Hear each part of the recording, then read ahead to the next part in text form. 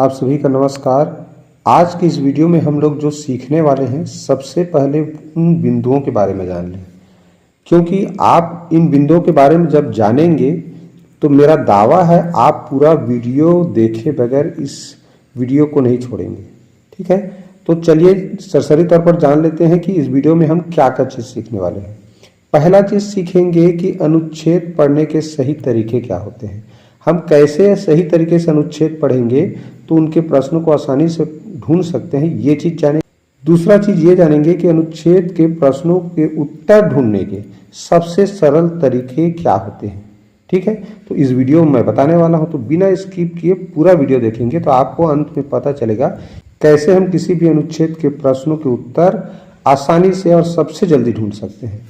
तीसरी चीज जानेंगे, इसमें कुल 4 अनुच्छेद है और 4 अनुच्छेद में अलग अलग विषयों पर संक्षिप्त जानकारी दी गई है, तो वो आपको मिलने वाला है। चौथा, अनुच्छेद में आए कठिन शब्दों के सरल शब्दों में व्याख्या और शब्दार्थ जानने को मिलेगा। ठीक, और अंतिम चीज क्या है, व्याकरण से संबंधित महत्वपूर्ण जानकारी आपको इसमें मिलेगी। और सबसे जरूरी बात, जब ये वीडियो पूरा देख लेंगे तो मेरा दावा है आप वीडियो को लाइक जरूर करेंगे, शेयर भी करेंगे, और अगर मेरे चैनल में नए होंगे तो सब्सक्राइब भी जरूर करेंगे।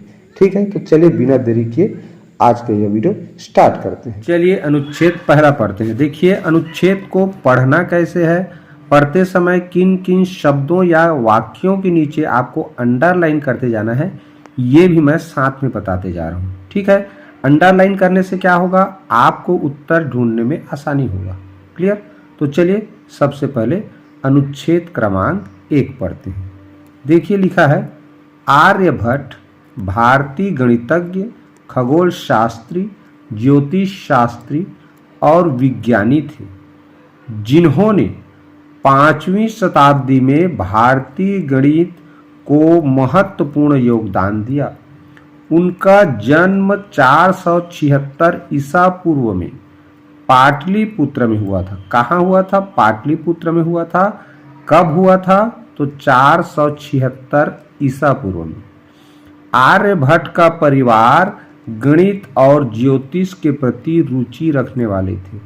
उसके परिवार में उसके जो माता पिता थे वे गणित और ज्योतिष के प्रति रुचि रखने वाले थे, जिसके कारण वे बचपन से ही गणित और खगोल शास्त्र में रुचि कर रहे थे। बचपन से उसकी रुचि किस में थी? तो गणित और खगोल शास्त्र में। ठीक, तथा यह नालंदा विश्वविद्यालय के कुलपति भी थे। नालंदा नाम का जो विश्वविद्यालय था वहाँ कुलपति के पद पर वो रहे थे। तो ये कुलपति का अर्थ क्या होता है बाद में बताएंगे। ठीक है, चलिए देखते हैं आगे।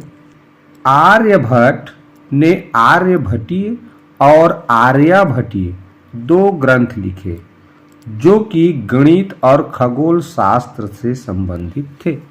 ये जो 2 ग्रंथ लिखे उन्होंने आर्यभट्टीय, और इसमें या में मात्रा है देखो आर्यभट्टीय, तो ये दोनों किस विषय से संबंधित थे? एक गणित से और दूसरा खगोल शास्त्र से। उन्होंने गणित में अनेक महत्वपूर्ण सिद्धांत दिए जो बाद में विकसित हुए। जिस समय सिद्धांत दिया उन्होंने, उस समय उसके बारे में लोगों ने नहीं जाना, बाद में जाना, बाद में, तो बाद में विकसित हुए और आज भी उपयोग में है। आर्यभट्ट ने शून्य को गणित में पहली बार प्रस्तुत किया। किसने? तो आर्यभट्ट ने ही शून्य को गणित में पहली बार प्रस्तुत किया। आज हम लोग गणित में हर जगह शून्य देखते हैं ना, तो वो जो शून्य देने की देन है वो आर्यभट्ट को है। इसे गणितीय समीकरणों और संख्याओं में शामिल किया गया। उन्होंने गणितीय अभियांत्रिकी में नए उत्कृष्टता के साथ सांख्यिकी का अध्ययन किया और उन्होंने 2वीं शताब्दी में यूरोपीय गणितज्ञों को भी प्रभावित किया। तो चलिए अब जानते हैं इससे संबंधित जो प्रश्न हैं उनको किस तरह हल किया जाता है। तो ये हमारा अनुच्छेद हल करने का पहला विधि है, जिसमें पहले हमने अनुच्छेद पढ़ा, उसके बाद प्रश्न पढ़ रहे हैं। ठीक, तो अनुच्छेद पढ़ने के बाद अगर प्रश्न हल करते हो तो कैसे करेंगे? पहले अनुच्छेद को समझते हुए महत्वपूर्ण जानकारियों को नीचे अंडरलाइन करते हुए पढ़ना है, फिर उसके बाद हमको प्रश्न पढ़ना है। तो चलिए प्रश्न पढ़ते हैं। आर्यभट्ट को बचपन से खाली स्थान में रुचि थी। तो आपने देखो वहाँ अंडरलाइन किया था, देखो कहाँ, यहाँ स्पष्ट रूप से लिखा है कि बचपन से ही गणित और खगोल शास्त्र में रुचि कर रहे थे। कौन? आर्यभट्ट। क्यों? क्योंकि उसके परिवार में गणित और ज्योतिष के प्रति लगाव था, रुचि रखने वाले थे। ठीक, तो एक खगोल शास्त्र में होता क्या है जी? खगोल शास्त्र के अंतर्गत हम लोग सौर मंडल, आकाश गंगा, ब्रह्मांड, विभिन्न ग्रह, तारे, नक्षत्र, उल्कापिंड, यानी अंतरिक्ष में जितने भी प्रकार की ग्रह तारे वगैरह पाए जाते हैं उन्हीं के बारे में इस विषय के अंतर्गत अध्ययन किया जाता है, खगोल शास्त्र के अंतर्गत। ठीक है, तो अंतरिक्ष में जितने पिंड पाए जाते हैं ना, ग्रह, उपग्रह, चाहे वो उल्कापिंड हो या तारे हो, उनको खगोल कहा जाता है। तो खगोलीय पिंड, ठीक, उन्हीं के बारे में अध्ययन करते हैं, इसलिए खगोली, इसलिए खगोल शास्त्र कहा जाता है इसको। क्लियर बच्चों? तो ये हो गया पहला प्रश्न का उत्तर कि जो आर्यभट्ट थे बचपन से उनकी जो रुचि थी किस में थी? खगोल शास्त्र और गणित। तो ये ऑप्शन डी इसका सही उत्तर है। चलो अगला प्रश्न देखें। उनके द्वारा प्रतिपादित गणितीय सिद्धांत विकसित हुए, खाली स्थान में विकसित हुए, उसी समय, कभी नहीं, बाद में, पहले। तो देखो मैंने एक जगह बताया आप लोगों को पढ़ाते समय कि इसमें उसका जो गणितीय सिद्धांत था, आर्यभट्ट ने जो गणितीय सिद्धांत दिए वो बाद में विकसित हुआ। उन्होंने गणित में अनेक महत्वपूर्ण सिद्धांत तो दिए लेकिन वो बाद में विकसित हुए। ठीक, तो इस तरह से बच्चों जो भी प्रश्न में वाक्य दिया है या प्रश्न के वाक्य में जो भी शब्द है वो शब्द अनुच्छेद में कहाँ पर है उसको ढूंढना है, वहीं पर ही आपको उसका उत्तर मिलेगा। तो देखो यहाँ स्पष्ट लिखा है बाद में, तो इस तरह इस प्रश्न का सही उत्तर क्या हुआ? ये बाद में, ऑप्शन सी। क्लियर? आशा समझ में आ गया होगा। चलो देखते हैं अगला प्रश्न। देखो लिखा है आर्यभट्ट का जन्म खाली स्थान में हुआ। अब उसमें पढ़ोगे तो स्पष्ट लिखा है कहाँ हुआ? पाटलिपुत्र। देखते हैं अनुच्छेद पे कहाँ पर लिखा है। देखो यहाँ स्पष्ट रूप से लिखा है पाटलिपुत्र में हुआ। उनका जन्म 476 ईसा पूर्व में पाटलिपुत्र में हुआ था, लिखा है ना। तो इस तरह से आप प्रश्न पढ़ के उसको अनुच्छेद में ढूंढोगे और ढूंढने के बाद अच्छे से कंफर्म होने के बाद ही सही उत्तर पर टिक लगाना रहता है। ठीक, तो इस प्रश्न का सही उत्तर मिला हमको ऑप्शन ए, पाटलिपुत्र। अगला प्रश्न देखें। प्रस्तुत किया इस क्रिया का खाली स्थान काल है। प्रस्तुत किया यानी प्रस्तुत करने का काम हो गया और जो हो गया वो कहलाता है भूतकाल। क्या कहलाता है? भूतकाल। अगर वर्तमान रहता तो है, हो, ऐसा शब्द आता वाक्य के अंत में। ठीक है, तो ये प्रस्तुत किया है ऐसा नहीं है, प्रस्तुत किया है लिखा रहता तो क्या होता? वर्तमान काल होता। अगर प्रस्तुत करेगा कहता तो भविष्य काल होता। ठीक, तो यहाँ प्रस्तुत किया लिखा है, इसका मतलब वो भूतकाल होगा।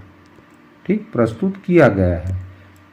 चलिए अगला प्रश्न देखें। शामिल का पर्यायवाची नहीं है।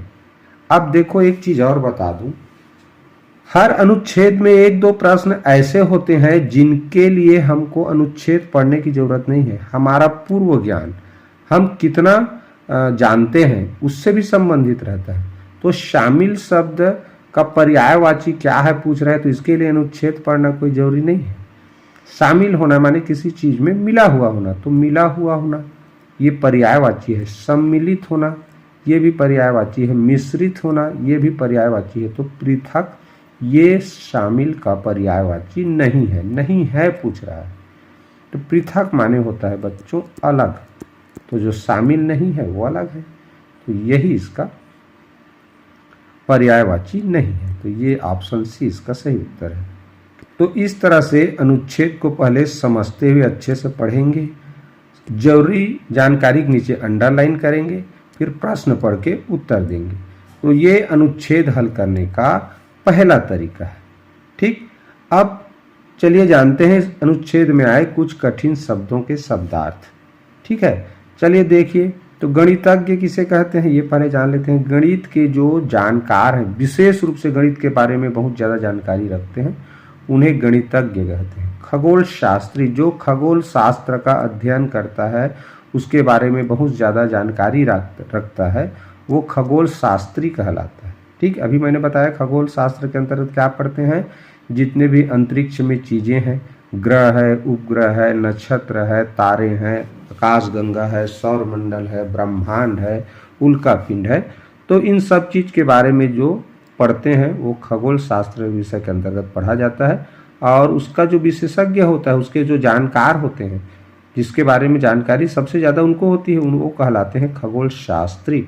ज्योतिष के बारे में जो जानता है वो ज्योतिष शास्त्री। जान रहे हो ज्योतिष में क्या बताया जाता है जी, राशि, ग्रह नक्षत्र की स्थिति, शुभ अशुभ, सूर्य ग्रहण, चंद्र ग्रहण कब लगेगा, इसकी सटीक जानकारी ज्योतिष शास्त्र से हमें मिलती है।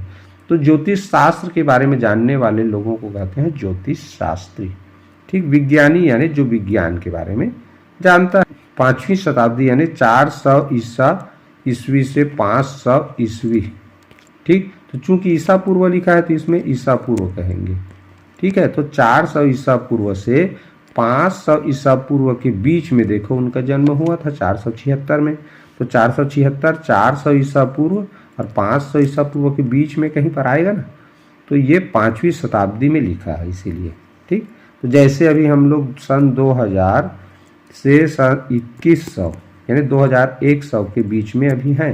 क्या है 2024, तो 2024 क्या है, 21वीं शताब्दी है। हम लोग अभी 21वीं शताब्दी में जी रहे हैं। क्लियर बच्चों, चलो अगला देखें। पाटलिपुत्र में हुआ था, ये पाटलिपुत्र का अभी नाम हो गया है पटना। पहले ज़माने में पाटलिपुत्र कहा जाता था, ये पटना नाम हो गया इस शहर का। यह बिहार की राजधानी है, बिहार राज्य की राजधानी है। क्लियर, और इससे संबंधित और जानकारी दे दूं, जैसे ये मान लो अभी पूछे कि ये आर्यभट्ट का जन्म आज से कितने 100 वर्ष पहले हुआ था, तो आज सन चल रहा है 2024 और ये ईसा पूर्व का सन है। तो ईसा पूर्व के सन को इसमें जोड़ा जाता है, ऐसे जोड़ेंगे। देखो कितना हुआ, 6 4 10 7 3 10 5 2 यानी 2500 साल पहले जो आर्यभट्ट थे उनका जन्म हुआ था। ठीक, अगर ईस्वी में हुआ है तो ईस्वी में हुआ है तो जितना सन चल रहा है उतना ही होगा। ठीक, अगर ईसा पूर्व में हुआ था किसी का जन्म तो ईसा पूर्व के सन में आज के सन को जोड़ना पड़ता है, तब पता चलेगा कि कुल कितने वर्ष पहले उनका जन्म हुआ था। ठीक है बच्चों, चलिए आगे और जानते हैं। ये एक शब्द आया था कुलपति। तो देखो कुलपति किसे कहते हैं, जैसे हमारे स्कूल में हेडमास्टर, प्रधान पाठक, हाई स्कूल में प्रिंसिपल होता है, वैसे ही एक विश्वविद्यालय का मुखिया होता है, प्रधान होता है, उसे बोला जाता है कुलपति। क्या बोला जाता है, कुलपति। ठीक, ये विश्वविद्यालय क्या है, तो विश्वविद्यालय के अंतर्गत जितने भी कॉलेज होते हैं बहुत सारे उसके एरिया में, तो वो कॉलेज इसके अंदर में काम करते हैं। विश्वविद्यालय उनके लिए अंक सूची बनाएगा, प्रश्न पत्र बनाएगा, ठीक है, पेपर होगा उसका जांच करेगा, परीक्षा की आयोजन करेगा। तो ये विश्वविद्यालय होते हैं। ठीक है, उन्हीं के अंडर में जो महाविद्यालय जिसको हम लोग कॉलेज बोलते हैं ये काम करते हैं। ठीक, जैसे हमारे स्कूल हैं तो वो किसके अंदर काम करते हैं, छत्तीसगढ़ माध्यमिक शिक्षा मंडल के अंतर्गत। तो छत्तीसगढ़ माध्यमिक शिक्षा मंडल क्या करता है, प्रश्न पेपर जारी करता है, अंक सूची प्रदान करता है, परीक्षा लेता है। ठीक, वैसे ये विश्वविद्यालय क्या करता है, जो महाविद्यालय है, कॉलेज जिसको बोलते हैं, उनके लिए परीक्षा आयोजन करता है, उनकी जांच करता है, उनको अंक सूची प्रदान करता है। ठीक, तो ये हो गया इसके बारे में। तो चलिए इस अनुच्छेद से हम लोग सबसे महत्वपूर्ण चीज़ एक और जाने बच्चों, वो है कि ये जो शून्य जिसको हम गणित में उपयोग करते हैं, लिखते हैं, ये आर्यभट्ट ने ही दिया था। ठीक है, शून्य ऐसे लिखा जाना है, शून्य का मतलब ये होगा ये आर्यभट्ट ने ही बताया था। ठीक। दूसरा इसका महत्वपूर्ण चीज याद रखना कि आर्यभट्ट ने जो जो ग्रंथ लिखे थे, आर्यभट्टीय और आर्यभट्टीय, ये गणित और खगोल शास्त्र से संबंधित था। तो ये महत्वपूर्ण जानकारी हमने इस अनुच्छेद में जाना। चलिए देखते हैं अगला अनुच्छेद। चलिए देखते हैं अगला अनुच्छेद। लेकिन इस अनुच्छेद को पढ़ने से पहले मैं अनुच्छेद हल करने का दूसरा विधि बता दूं। तो दूसरा विधि क्या है, आपको पहले करना क्या है, सबसे पहले प्रश्न को पढ़ लेना है, उसके बाद अनुच्छेद पढ़ना है। तो प्रश्न थोड़ा याद रहेगा दिमाग में, तो पढ़ते रहोगे अनुच्छेद तो याद आ जाएगा, हाँ ये तो पूछा गया है प्रश्न करके। ठीक, तो चलो प्रश्न पढ़ लेते हैं। भारत में तितलियों की लगभग खाली स्थान प्रजातियां हैं। तो ये देखो संख्या लिखा हुआ है, इसका मतलब ये संख्या कहीं न कहीं अनुच्छेद में दिया है, उसको हमको ढूंढना है। ठीक, तो चलो देख लेते हैं। एक प्रश्न पढ़े उसके बाद अनुच्छेद पढ़ें। तो देखो यहाँ पर स्पष्ट लिखा 1500 प्रजाति की तितली पाई जाती है। अब बताओ पूरा अनुच्छेद पढ़ना पड़ा क्या, नहीं पड़ा। तो सीधा सीधा भाई इस प्रश्न का उत्तर क्या हुआ, ऑप्शन सी। तुरंत टिक लगा सकते हो गया। अब देखें दूसरा प्रश्न। देखो लिखा है खाली स्थान भारत की राष्ट्रीय तितली है, green oakleaf, Indian butterfly, blue morpho, orange oakleaf. अब इसी वाक्य को हमको अनुच्छेद में ढूंढना है।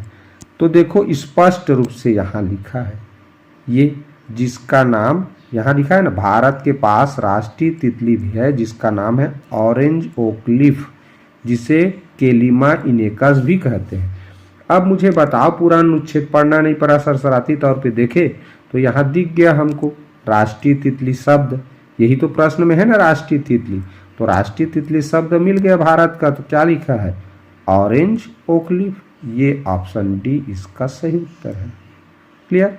देखो तो इस तरह से बहुत जल्दी हम सही उत्तर तक पहुंच सकते हैं। ये सबसे बेहतरीन तरीका माना जाता है अनुच्छेद हल करने का। अगला प्रश्न देखें। तितलियों में पंख और पैरों की संख्या क्रमशः खाली स्थान होती। अब संख्या से संबंधित है तो तुमको अनुच्छेद में वो संख्या ढूंढना है जहां तितली के पैर और पंख लिखा रहे। तो देखो स्पष्ट लिखा है तितली के 4 पंख और 6 पैर, 2 आंखें होती हैं, लिखा है। तो चलो भाई इसका उत्तर क्या होगा, देखो स्पष्ट रूप से तितलियों में पंख और पैरों की संख्या क्रमशः। तो सबसे पहले क्रमशः का मतलब समझो, ठीक है। क्रमशः का मतलब है कि जो चीज पहले लिखा है, जैसे पंख पहले लिखा है पैर बाद में, तो पंख की संख्या पहले लिखा होना चाहिए, पैरों की संख्या बाद में। तो देखो पंख कितने हैं बताया है अनुच्छेद में, 4, और पैरों की संख्या 6। तो 4 और पहले लिखा होना चाहिए, 6 बाद में, वही उत्तर सही है। तो ये उत्तर सही है। यहाँ पर देखो 6 और 4 इसमें भी है, लेकिन पंख पहले लिखा है तो पंख की संख्या पहले लिखना है, इसी में लिखा है। और पैर बाद में लिखा है तो पैरों की संख्या बाद में होना चाहिए, क्योंकि ये क्रमशः का वही अर्थ होता है। क्रमशः का जिस क्रम में ये लिखा है उसी क्रम में उनकी संख्या देना।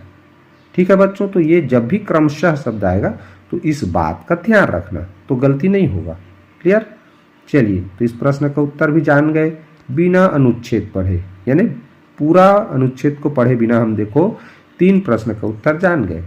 चलो अगला प्रश्न देखते हैं। प्राप्त का विपरीतार्थक है। अब ये शब्द कैसा है, इसके लिए आपको अनुच्छेद पढ़ने की जरूरत नहीं है। आपको तो मीनिंग जानना है ना कि प्राप्त माने क्या होता है। जैसे आपने पेपर प्राप्त किया, यानी आपको पेपर मिला, तो कोई चीज जब मिलता है तो वो कहलाता है प्राप्त। तो विपरीतार्थक यानी विलोम शब्द, उल्टा अर्थ वाला। तो प्राप्त करने का उल्टा होगा खोना।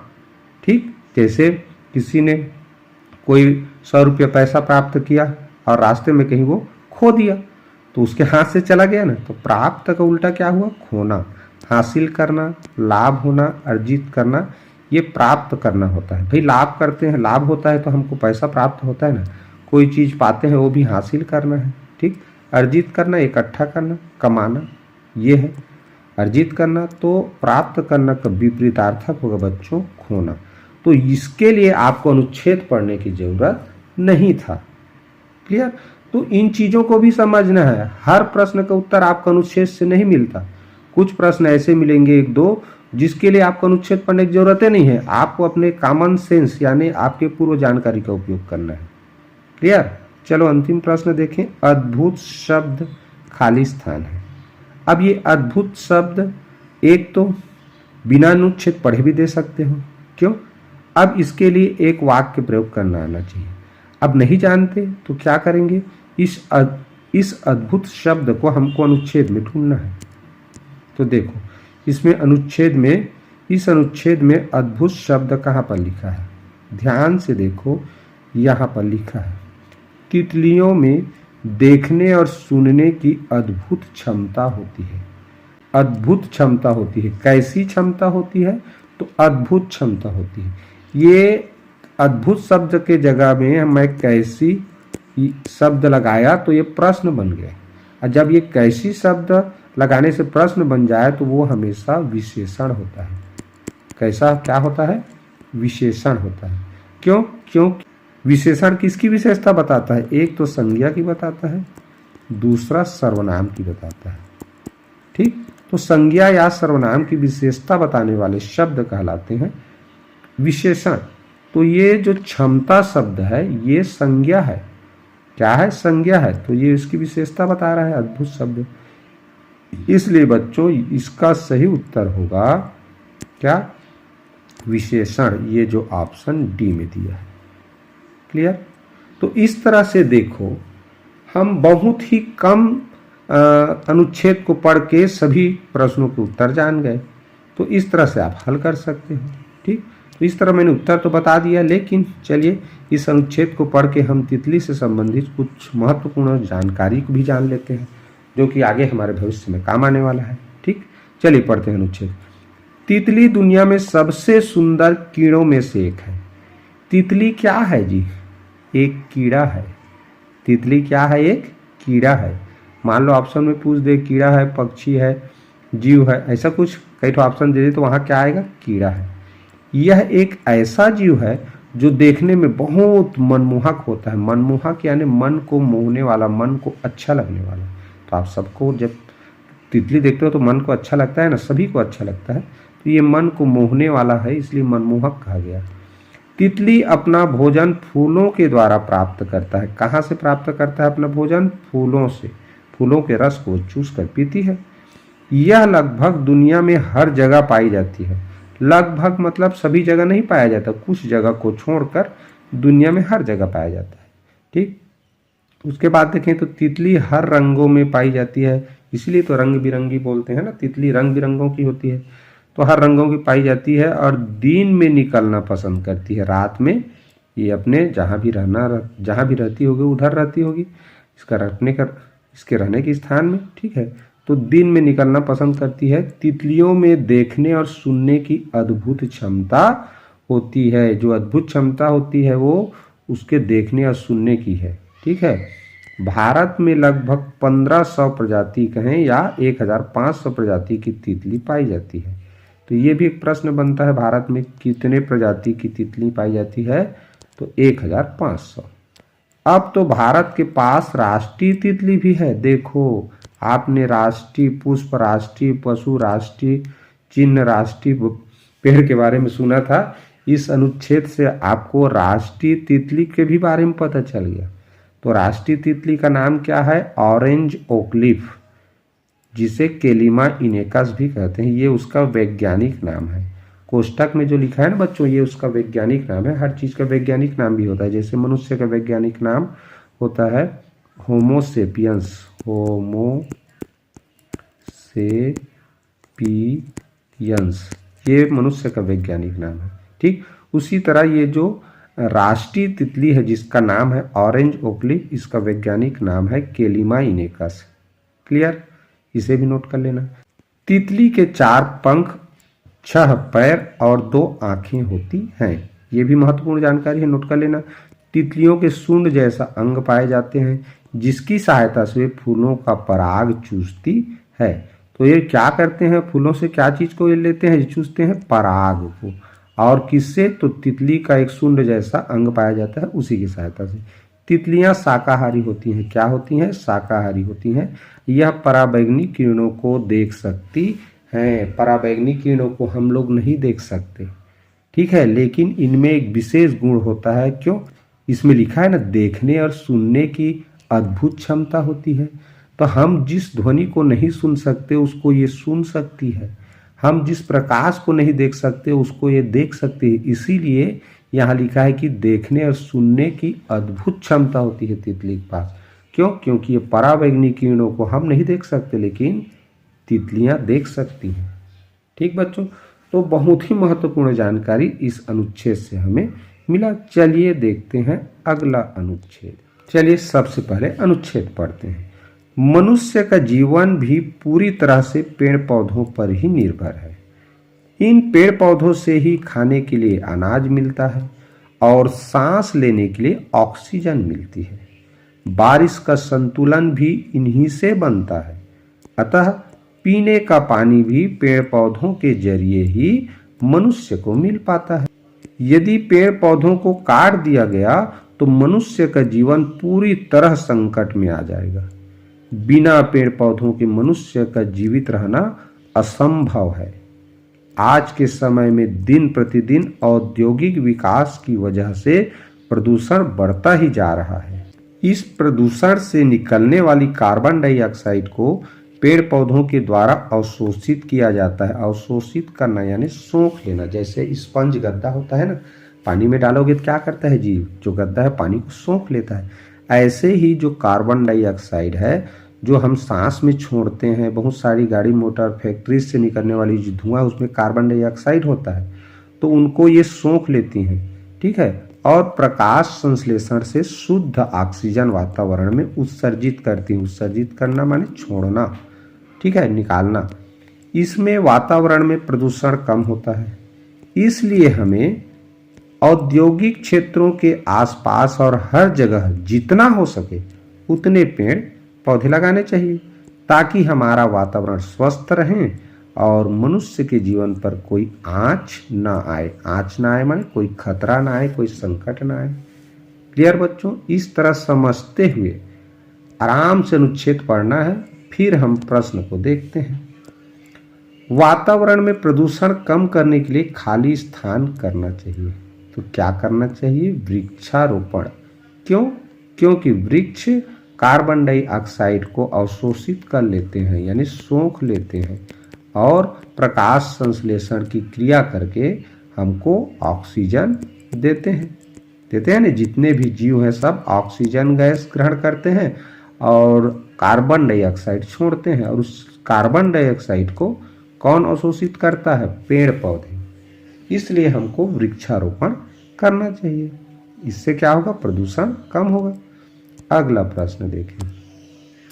बारिश के संतुलन का स्रोत क्या है? पेड़ पौधे। कहाँ पर लिखा है?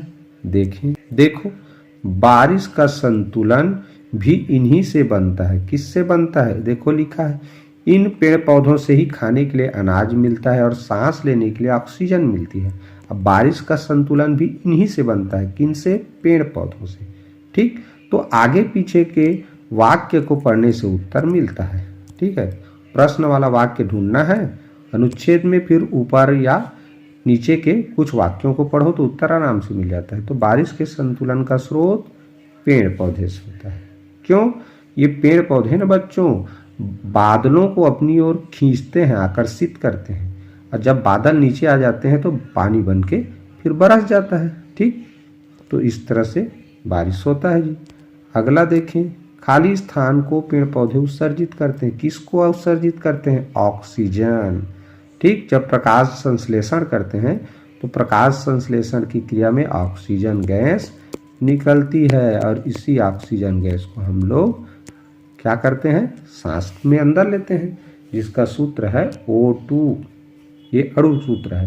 ऑक्सीजन का ये परमाणु सूत्र है O, अणु सूत्र है O2। क्लियर बच्चों? तो उत्सर्जित करना माने छोड़ना, त्यागना।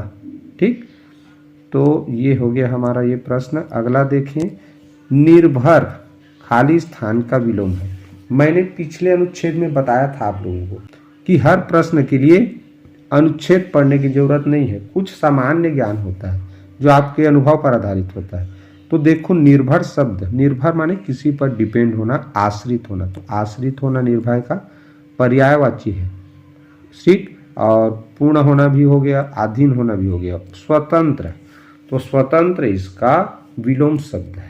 ठीक बच्चों, आप लोग अपने माँ बाप पर क्या हो जी, आश्रित हो, निर्भर, पूर्ण रूप से निर्भर हो, अधीन हो उसके, लेकिन अभी स्वतंत्र नहीं हो। जिस दिन कमाने खाने लग जाओगे, सारा चीज स्वयं कमा कर खाओगे, रहोगे, स्वतंत्र ढंग से अपना निर्णय लोगे, उस दिन स्वतंत्र हो जाओगे। निर्भर का उल्टा स्वतंत्र। क्लियर? अगला देखें, मुसीबतों से घिरे के लिए, ये जो वाक्य है मुसीबतों से घिरे के लिए, खाली स्थान शब्द अनुच्छेद में प्रयोग में किया गया है। तो मुसीबतों से घिरा होना मतलब क्या हुआ? संकट। मुसीबतों से घिरे हो उसका मतलब क्या हुआ? संकट, समस्या। ठीक है, तो ये इसका उत्तर है। इसके लिए भी अनुच्छेद पढ़ने की जरूरत नहीं था। तो देखो, इस अनुच्छेद को जब हमने पढ़ा तो ये वाक्य उसमें कहीं पर नहीं है, तो हमको यहाँ ये अपने पूर्व ज्ञान के आधार पर समझना है कि मुसीबतों से घिरे का अर्थ क्या होता है। मुसीबत यानी क्या है? संकट, समस्या।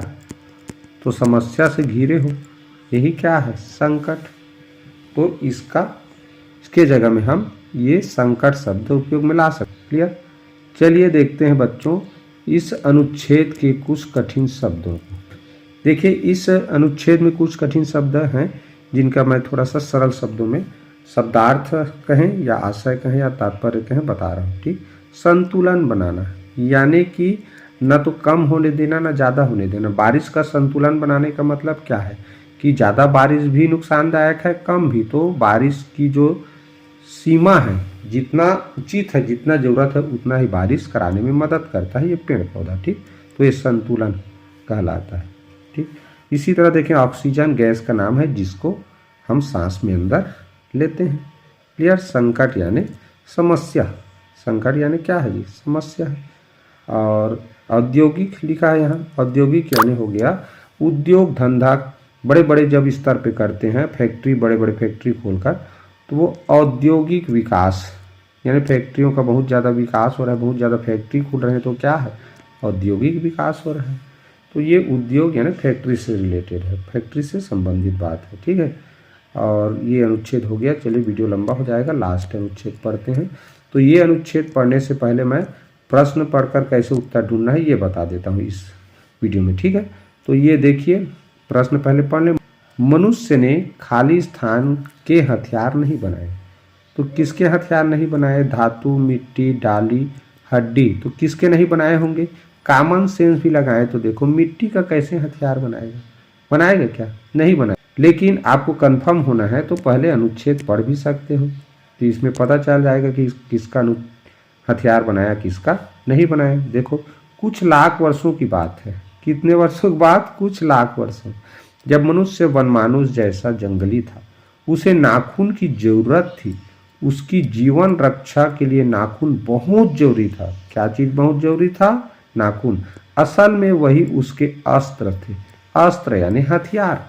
ठीक है, दांत भी थे पर नाखून के बाद ही उनका स्थान था। नाखून उसके लिए आवश्यक अंग था।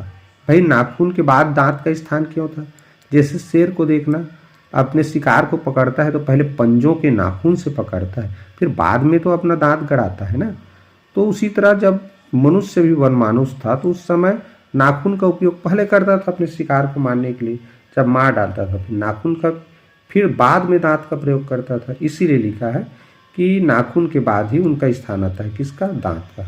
फिर धीरे धीरे वह अपने अंग से बाहर की वस्तुओं का सहारा लेने लगा।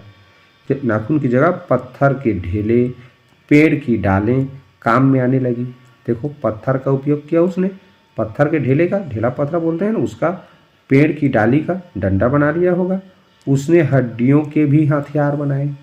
तीन चीज पता चल गया, किसका? पत्थर, पेड़ की डालें, हड्डियों के भी हथियार बनाए।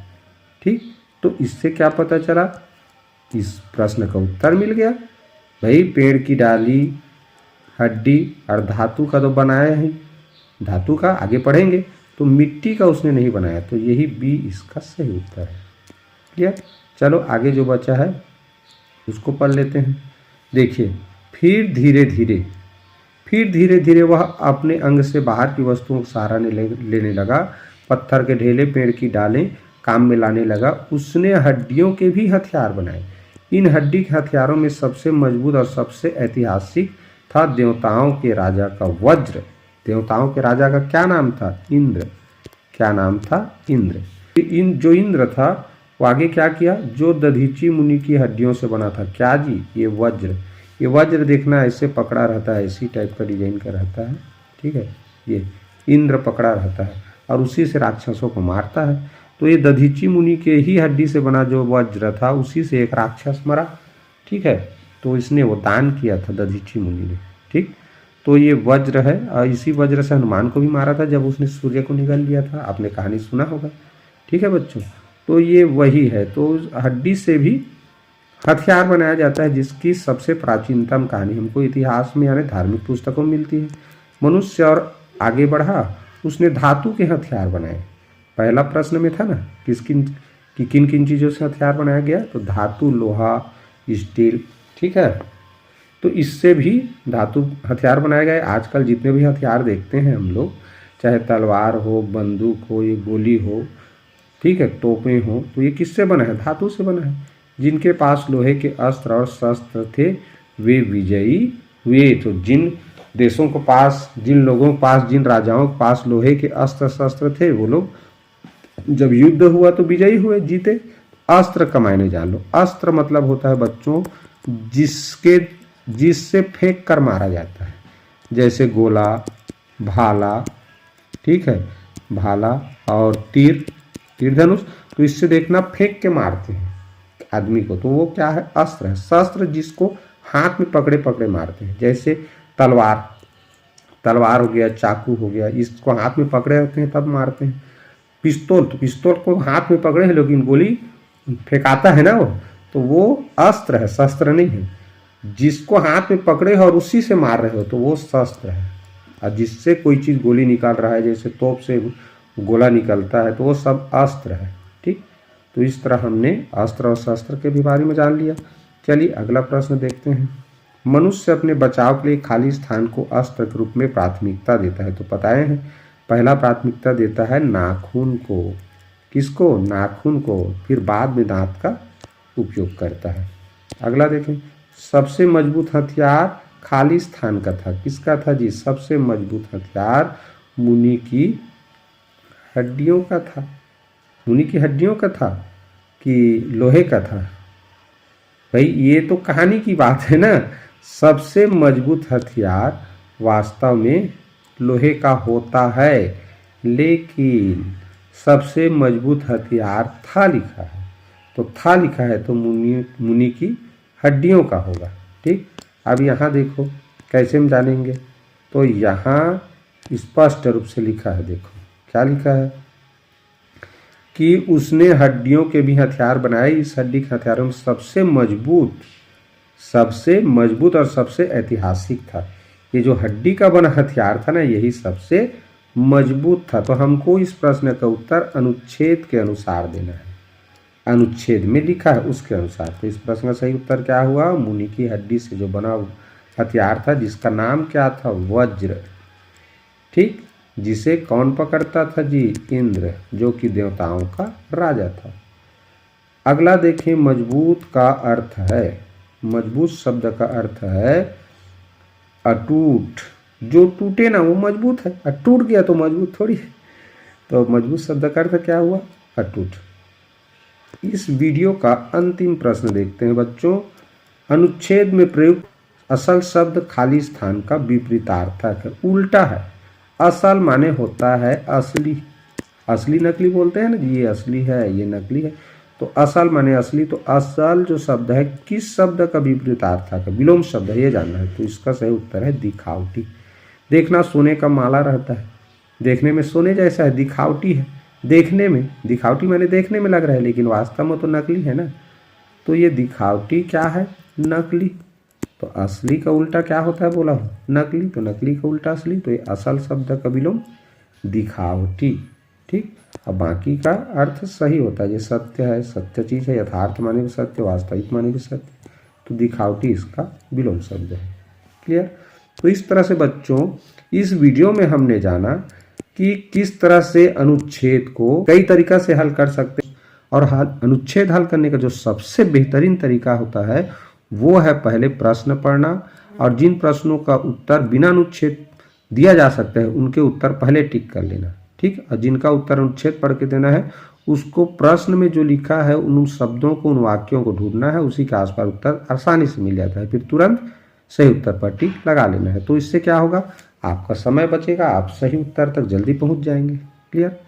तो यह जानकारी भरा वीडियो आप लोगों को कैसा लगा प्लीज़ कमेंट करके जरूर बताइए। वीडियो को एक लाइक करना बिल्कुल मत भूलिए। अगर मेरे चैनल में नए होंगे तो सब्सक्राइब जरूर कर लीजिए, ठीक है।